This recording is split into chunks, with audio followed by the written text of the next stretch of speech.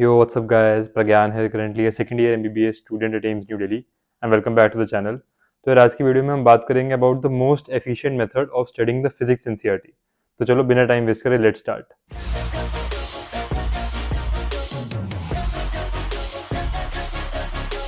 तो यार first of all before we begin, physics में दो टाइप के चैप्टर होते हैं। First is the chapter which are mostly conceptual and second are the chapter which are mostly theoretical. तो दोनों ही चैप्टर्स की एनसीईआरटी फिजिक्स एनसीईआरटी पढ़ने की अप्रोच इज कम्प्लीटली डिफरेंट। तो हम इस अप्रोच को वन बाय वन टैकल करेंगे। So just as an example, I have taken motion in a straight line for the conceptual chapter and semiconductors for the theoretical chapters. और इन chapters की physics NCERT पढ़ने की approach I will tell you one by one. तो चलो देखते हैं how to read this chapter motion in a straight line from the NCERT. But यार एनसीईआरटी पढ़ने से पहले लेट्स टॉक अबाउट कि what should be your approach of reading this chapter. तो यार first and the foremost and the most important step is that you listen carefully in your class lectures. जो भी तुम्हारे teacher बोल रहे हैं तुम उसको ध्यान से सुनो, and you also take down your class notes. And जो भी तुम्हारे डाउट है you ask from your teacher then and there in the class itself. फिर एक बार जब चैप्टर कंप्लीट हो गया तुम्हारी कोचिंग में, उसके बाद you will revise your class notes.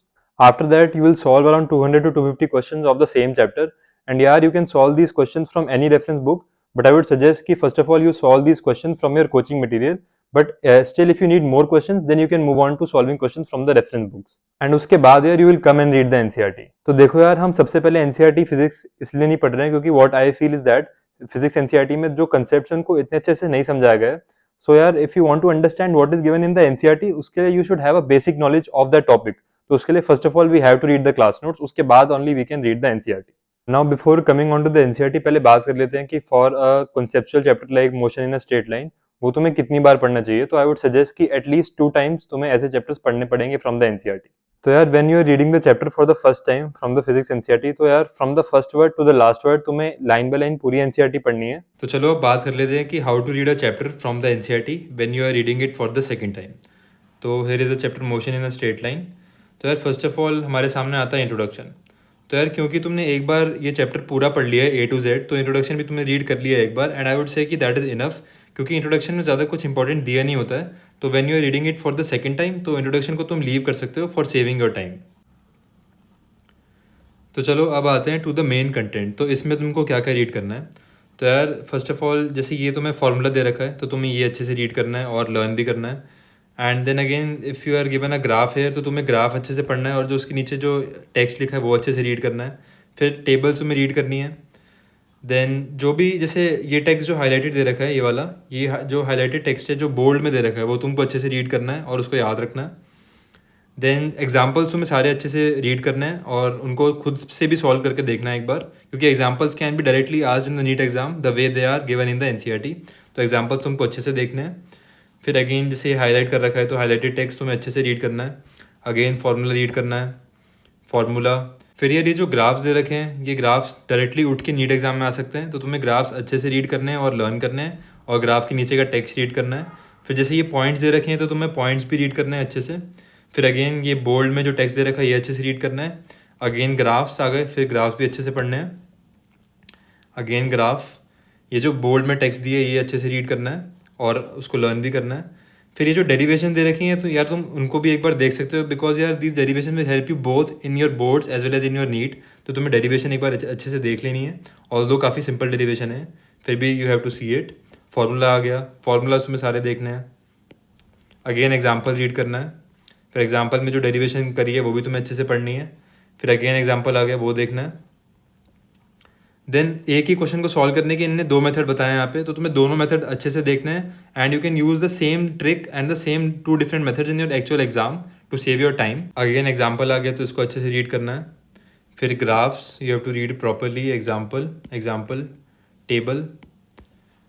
Then एक और एग्जाम्पल आ गया। तो यार बेसिकली तुम्हें सारे एग्जाम्पल्स अच्छे से रीड करने हैं, सारे फार्मूलाज जो गिवन है वो अच्छे से लर्न करने हैं, जो बोर्ड में टेक्स्ट दिया है वो अच्छे से रीड करना है और उसको लर्न भी करना है। एंड तुम्हें डेरिवेशन भी अच्छे से देखनी है। And apart from this, when you are reading the chapter for the first time, तो तुम्हें जो पैराग्राफ्स में लग रहा है कि it is difficult to understand and remember, वो पैराग्राफ्स तुमको मार्क कर लेने हैं। And when you are reading the same chapter for the second time, तो उन पैराग्राफ्स को तुम्हें वापस से अच्छे से रीड एंड रिवाइज करना है। Now coming on to the summary.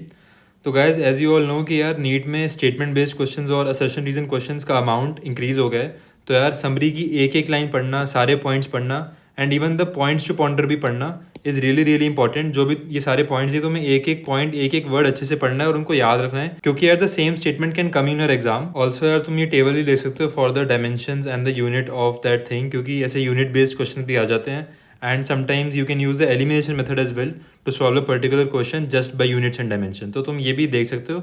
Now coming on to the exercises, तो यार आई वुड सजेस्ट कि तुम एक्सरसाइज भी पूरी कर लो, बट क्योंकि अभी टाइम कम है तो आई वुड से कि जो ऐसे वन वर्ड वाले आंसर हैं या एमसीक्यू बेस्ड हैं, फिलअप हैं, या फिर जिसका आंसर सिर्फ एक वर्ड में, या जैसे कि ए या बी तुम्हें आंसर करना है, तो यार ऐसे क्वेश्चन तो डेफिनेटली तुम देख लेना। एंड जो क्वेश्चंस न्यूमेरिकल बेस्ड हैं जिसमें काफ़ी सारी कैलकुलेशन इन्वॉल्व हैं, तो उसके लिए व्हाट यू कैन डू कि you can open a reference book along side these questions and you can read the solution quickly, क्योंकि अभी यार तुम्हारे पास टाइम कम है, तो ये तुम ऐसे कर सकते हो। एंड यार ये जो एंड वाले क्वेश्चन होते हैं ये थोड़े हाई लेवल रहते हैं, एंड अगर तुम्हारे पास टाइम बहुत ही कम है तो तुम इन क्वेश्चंस को छोड़ सकते हो, because these questions are generally not asked in NEET. And guys I will be taking a live session on the Unacademy platform on 29 December at 6:30 PM। तो यार इस सेशन में we'll be discussing the important physics formulas and I also tell you some short tricks to solve the questions quickly.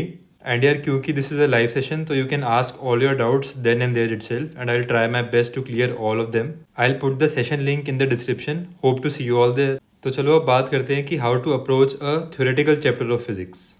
Again यार theoretical chapters के लिए भी तुम पहले तो अपने क्लास नोट्स अच्छे से रीड एंड रिवाइज करोगे, उसके बाद you will solve around 250 question of the same chapter, उसके बाद you will read the NCERT and after that you will solve the PYQs. And I guess यार I forgot to tell you about the PYQs for the conceptual chapters, तो of course यार उनके लिए भी you have to solve the PYQs. And यार ये PYQs होने चाहिए for at least the past 10 years of NEET and for at least the past 4 years of JEE Mains for physics and chemistry, as I have told you before. And before I tell you कि तुम्हें ये chapter NCERT से कैसे read करना है, let me tell you कि तुम्हें ये चैप्टर कितनी बार रीड करना है। तो यार आई वुड से for a theoretical chapter like this, तो यार तुम्हें एटलीस्ट इसको 4-5 टाइम्स तो एनसीईआरटी से पढ़ना ही पड़ेगा to retain all the information. तो चलो अब बात करते हैं कि तुम्हें ये वाला चैप्टर एनसीईआरटी से कैसे रीड करना है। तो यार फर्स्ट ऑफ ऑल क्योंकि ये थ्योरेटिकल चैप्टर है, तो यार इसकी एक एक line is really important. In the NEET exam they can directly ask you question from exact lines of this chapter, तो यार इसमें तुम्हें एक एक लाइन बहुत अच्छे से पढ़नी होगी। एंड इवन द इंट्रोडक्शन भी तुम्हें अच्छे से पढ़ना होगा, क्योंकि यहाँ से भी क्वेश्चन बन सकता है। नाउ मूविंग फॉरवर्ड, तो जैसे they are telling about the classification of metals, conductors and semi conductors, तो जो जैसे हाईलाइटेड जो पार्ट है जो बोल्ड में है वो तुम्हें अच्छे से रीड कर लेना है। फिर इनने जो ये एग्जाम्पल्स दे रखे हैं, एग्जाम्पल तुम्हें अच्छे से याद करने हैं। दीज एग्जाम्पल्स, ये जो एग्जाम्पल हैं, these examples can be asked in the final exam. तो बाकी उसके बाद on the basis of energy band इन्हें क्लासिफिकेशन दिए है, तो ये तुम्हें रीड करना है अच्छे से। फिर अगेन यार reading the diagrams and the text below the diagram is really important here as well, एंड बल्कि यहाँ तो ज़्यादा इंपॉर्टेंट है। फिर डिफरेंट इनने केसेस दिए हैं, अगेन डायग्राम दिए, ये डायग्राम बहुत इंपॉर्टेंट है, इससे क्वेश्चन आया था इन द नीट 2021 एग्ज़ाम, तो तुम्हें ये अच्छे से देखना है। उसके बाद ये डायग्राम भी तुम्हें देखना है। देन डायग्राम्स फिर आ गए, you have to read the diagrams properly. उसके बाद ये reading examples is really important यार। ये वाला जो एग्जाम्पल है इससे डायरेक्ट क्वेश्चन आया था इन द नीट 2021 एग्ज़ाम, तो यार एग्जाम्पल्स रीड करना is really important. Again diagram तुमको अच्छे से रीड करना है। फिर डिफरेंट टाइप ऑफ सेमीकंडक्टर जो दे रखे हैं, एन टाइप, पी टाइप, तुम्हारा इसका जो भी कंसेप्ट हैं वो अच्छे से क्लियर होने चाहिए।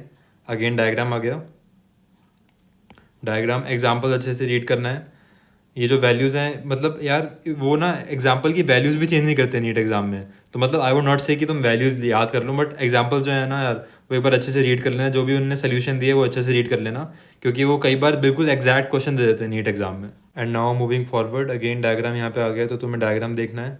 एंड ये जो उन्होंने मैकेनिज्म दे रखा है, P N junction formation process, ये तुम्हें अच्छे से रीड करना है, इससे भी कंसेप्चुअल क्वेश्चंस बन सकते हैं। अगेन डायग्राम, एग्जाम्पल तुम्हें रीड करना है। ये इंपॉर्टेंट डायग्राम्स हैं ये वाले, एग्जाम्पल फिर आ गया।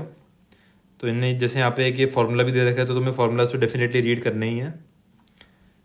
फिर ये ग्राफ आ गया, ये ग्राफ भी बहुत इंपॉर्टेंट होता है, तो तुम्हें ग्राफ ये वाला देखना है।